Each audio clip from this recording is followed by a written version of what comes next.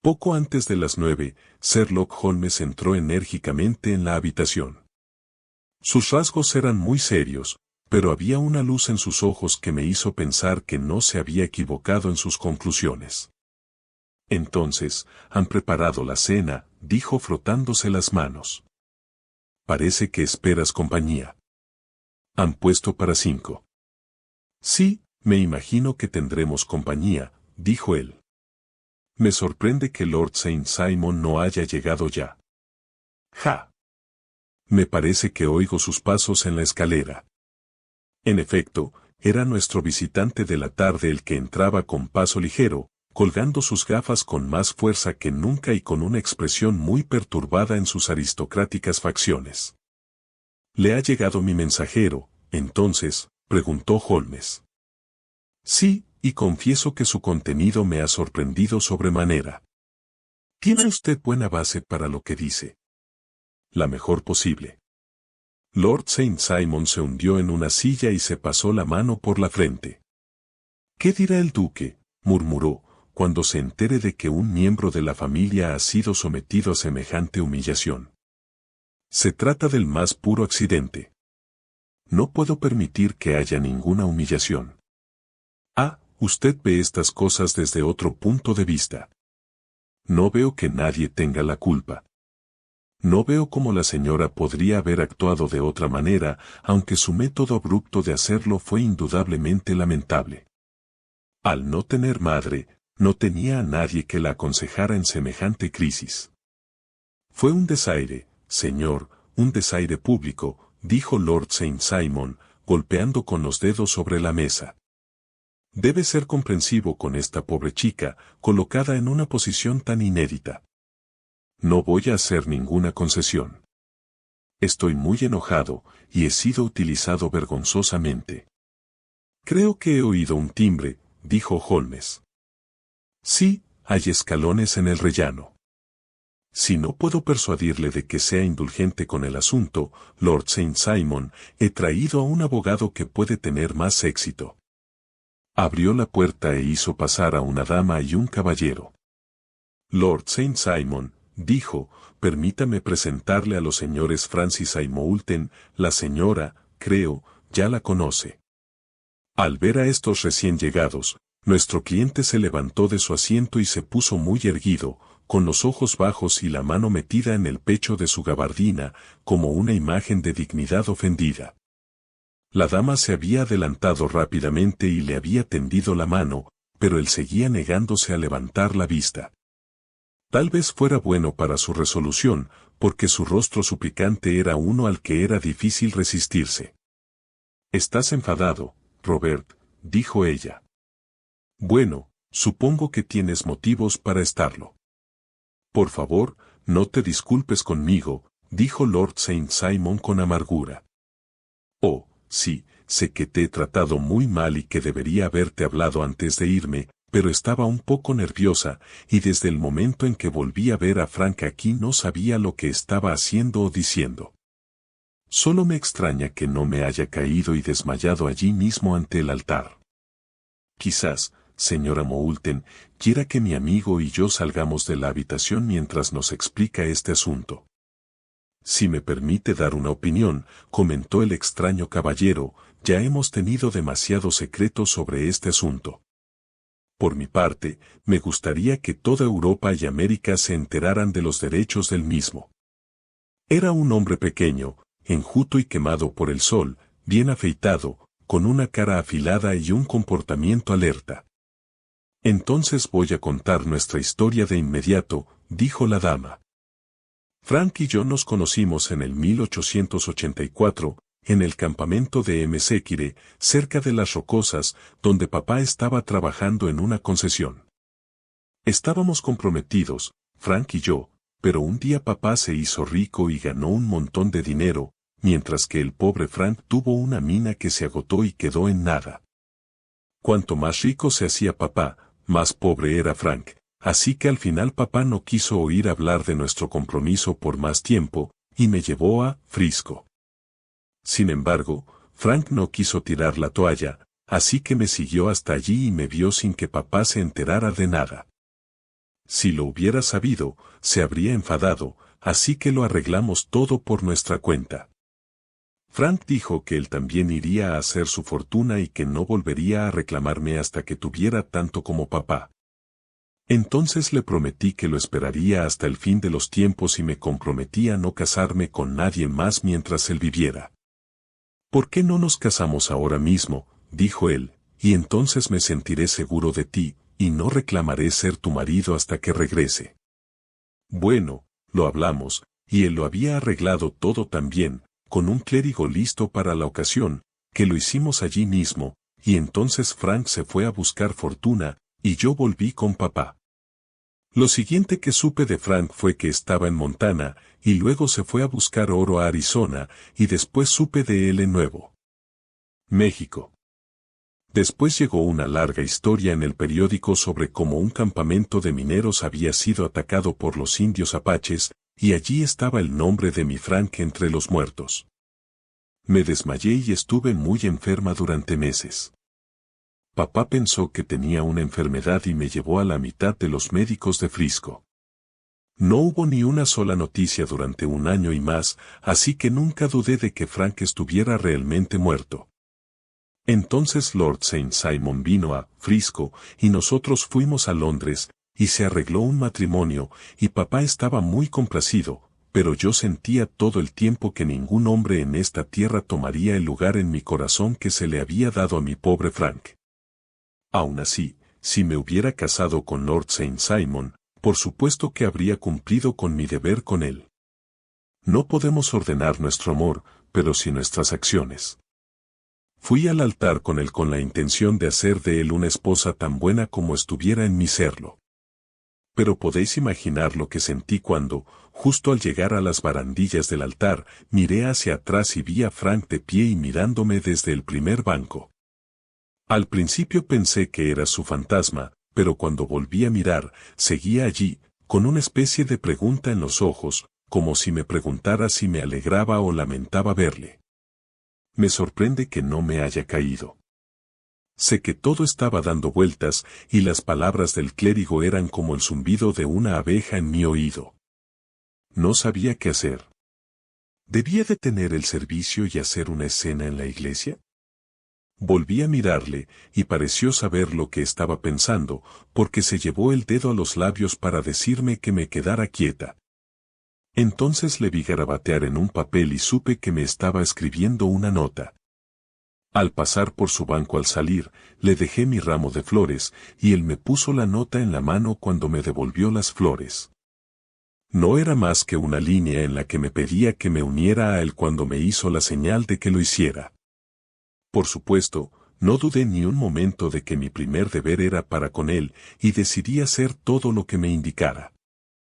Cuando regresé, se lo dije a mi criada, que lo había conocido en California y siempre había sido su amiga. Le ordené que no dijera nada, sino que empacara algunas cosas y preparara mi gabán. Sé que debería haber hablado con Lord Saint Simon, pero era terriblemente duro ante su madre y toda esa gran gente. Me decidí a huir y a explicarme después. No llevaba ni 10 minutos en la mesa cuando vi a Frank por la ventana, al otro lado de la carretera. Me hizo una seña y luego comenzó a caminar hacia el parque. Me escabullí, me puse mis cosas y le seguí. Una mujer vino a hablarme de Lord Saint Simon, por lo poco que oí, me pareció que él también tenía un pequeño secreto antes de casarse, pero logré zafarme de ella y pronto alcancé a Frank. Subimos juntos a un taxi y nos dirigimos a un alojamiento que él había tomado en Gordon Square, y esa fue mi verdadera boda después de todos esos años de espera. Frank había estado prisionero entre los apaches, se había escapado, llegó a Frisco, descubrió que yo lo había dado por muerto y se había ido a Inglaterra, me siguió hasta allí, y dio conmigo por fin la misma mañana de mi segunda boda. Lo vi en un periódico, explicó el americano. Daba el nombre y la iglesia, pero no donde vivía la señora. Entonces hablamos de lo que debíamos hacer, y Frank era partidario de la franqueza, pero yo estaba tan avergonzada de todo aquello que sentía como si quisiera desaparecer y no volver a ver a ninguno de ellos, enviando solo una carta a papá, tal vez, para demostrarle que estaba viva. Me resultaba horrible pensar en todos aquellos señores y señoras sentados en torno a la mesa del desayuno y esperando mi regreso. Así que Frank cogió mi ropa y mis cosas de boda e hizo un fardo con ellas, para que no me localizaran, y las dejó en algún lugar donde nadie pudiera encontrarlas. Es probable que hubiéramos continuado hacia París mañana, solo que este buen caballero, el señor Holmes, se acercó a nosotros esta tarde, aunque la forma en que nos encontró es más de lo que puedo pensar, y nos demostró muy clara y amablemente que yo estaba equivocada y que Frank tenía razón, y que nos estaríamos equivocando si fuéramos tan secretos. Entonces se ofreció a darnos la oportunidad de hablar a solas con Lord Saint Simon, por lo que fuimos enseguida a sus habitaciones. Ahora, Robert, lo has oído todo, y siento mucho si te he hecho sufrir, y espero que no pienses mal de mí. Lord Saint Simon no había relajado en absoluto su rígida actitud, sino que había escuchado con el ceño fruncido y el labio comprimido esta larga narración. Discúlpeme, dijo, pero no es mi costumbre hablar de mis asuntos personales más íntimos de esta manera pública. ¿Entonces no me perdonará? ¿No me darás la mano antes de que me vaya? Oh, ciertamente, si te da algún placer. Extendió la mano y agarró fríamente la que ella le tendió. Esperaba, sugirió Holmes, que se hubiera unido a nosotros en una cena amistosa. Creo que ahí pide usted demasiado, respondió su señoría. Puede que me vea obligado a aceptar estos recientes acontecimientos, pero no se puede esperar que me alegre por ellos. Creo que, con su permiso, les desearé a todos muy buenas noches. Nos incluyó a todos con una amplia reverencia y salió de la habitación. Entonces confío en que al menos me honrarán con su compañía, dijo Sherlock Holmes. Siempre es una alegría conocer a un americano, señor Moulton, porque soy de los que creen que la locura de un monarca y la torpeza de un ministro en años lejanos no impedirán que nuestros hijos sean algún día ciudadanos del mismo país mundial bajo una bandera que será un despiece de la Unión. Jack con las barras y las estrellas. El caso ha sido interesante, comentó Holmes cuando nuestros visitantes nos hubieron dejado, porque sirve para mostrar muy claramente lo sencilla que puede ser la explicación de un asunto que a primera vista parece casi inexplicable. Nada puede ser más natural que la secuencia de acontecimientos narrada por esta señora, y nada más extraño que el resultado visto, por ejemplo, por el señor Lestrade, de Scotland Yard. No tuvo usted la culpa en absoluto, entonces. Desde el primer momento, dos hechos me resultaron muy evidentes, el primero que la señora había estado muy dispuesta a someterse a la ceremonia nupcial, el otro que se había arrepentido de ello a los pocos minutos de volver a casa. Evidentemente, algo había ocurrido durante la mañana para hacerla cambiar de opinión. ¿Qué podría ser ese algo? No podía haber hablado con nadie cuando estaba fuera, pues había estado en compañía del novio. Entonces, ¿había visto a alguien? Si lo había hecho, debía ser alguien de América, porque había pasado tan poco tiempo en este país que difícilmente podría haber permitido que alguien adquiriera una influencia tan profunda sobre ella como para que la mera visión de él la indujera a cambiar sus planes tan completamente. Ya hemos llegado, por un proceso de exclusión, a la idea de que podría haber visto a un americano. Entonces, ¿quién podría ser ese americano y por qué iba a tener tanta influencia sobre ella? Podría ser un amante, podría ser un marido. Sabía que su juventud había transcurrido en escenarios difíciles y en condiciones extrañas. Hasta aquí había llegado antes de escuchar la narración de Lord Saint cuando nos habló de un hombre en un banco, del cambio en los modales de la novia, de un recurso tan transparente para obtener una nota como dejar caer un ramo de flores, de su recurso a su doncella de confianza y de su muy significativa alusión al salto de reclamo, que en el lenguaje de los mineros significa tomar posesión de lo que otra persona tiene derecho a reclamar. Toda la situación quedó absolutamente clara. Ella se había ido con un hombre, y el hombre era o bien un amante o bien un marido anterior. Las probabilidades estaban a favor de lo segundo. ¿Y cómo diablos los encontró? Podría haber sido difícil, pero el amigo Lestrade tenía en sus manos información cuyo valor desconocía. Las iniciales eran, por supuesto, de la mayor importancia, pero más valioso aún era saber que en una semana había saldado su cuenta en uno de los hoteles más selectos de Londres. ¿Cómo dedujo lo selecto? Por los precios selectos. 8 chelines por una cama y 8 peniques por una copa de Jerez apuntaban a uno de los hoteles más caros. No hay muchos en Londres que cobren esa tarifa. En el segundo que visité en Northumberland Avenue, me enteré, al revisar el libro, de que Francis H. Moulton, un caballero americano, se había marchado el día anterior y al revisar las anotaciones contra él, me encontré con los mismos elementos que había visto en el duplicado de la factura. Sus cartas debían remitirse al número 226 de Gordon Square, así que me dirigí hacia allí, y como tuve la suerte de encontrar a la cariñosa pareja en su casa, me aventuré a darles un consejo paternal y a indicarles que sería mejor en todos los sentidos que aclararan un poco su posición tanto al público en general como a Lord Saint. Les invité a reunirse con él aquí, como ves, le hice cumplir la cita. Pero sin un resultado muy bueno, comenté.